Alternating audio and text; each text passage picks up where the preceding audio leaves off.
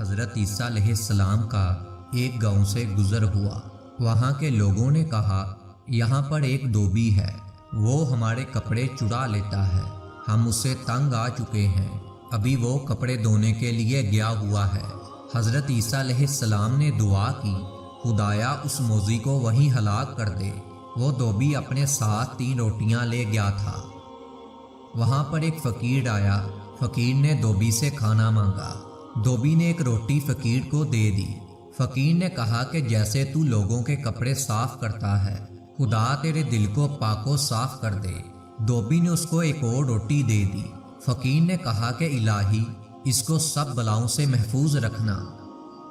دھوبی نے تیسری روٹی بھی فقیر کو دے دی۔ فقیر نے کہا کہ اللہ تعالیٰ اس شخص کو جنت عطا کر دے۔ شام کو وہ دھوبی معمول کے مطابق اپنے گھر آیا۔ لوگ اسے دیکھ کر حیران ہو گئے۔ لوگوں نے جا کر حضرت عیسیٰ علیہ السلام سے کہا، حضرت آپ نے دعا فرمائی تھی لیکن وہ بندہ سلامت واپس آ گیا ہے۔ حضرت عیسیٰ علیہ السلام اس دھوبی کے پاس تشریف لے گئے اور پوچھا، اے عزیز، تو نے آج کون سا نیک عمل کیا ہے؟ اس کو بیان کرو۔ اس نے سب حال بیان کر دیا۔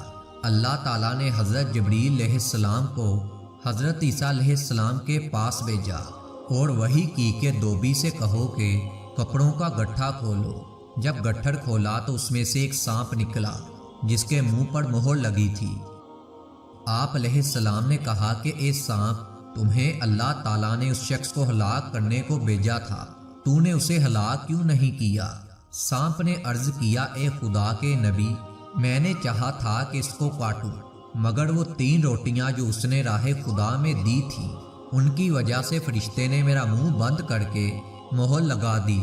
آپ علیہ السلام نے فرمایا، اے خدا کے بندے، اللہ تعالیٰ نے تیرے تمام گناہ بخش دیے ہیں اور آئندہ سے ہر قسم کے گناہ سے بچ جا، اور اس صدقہ و خیرات کی برکت سے اللہ تعالیٰ نے تیری حفاظت فرمائی۔ حدیث شریف میں ہے کہ صدقہ پوشیدہ دینا خدا تعالیٰ کے غصے کو ٹھنڈا کرتا ہے، اور ظاہر میں بھی دینا مقصود رضائے الہی ہو دوزخ کی آگ کے لیے ڈھال ہے۔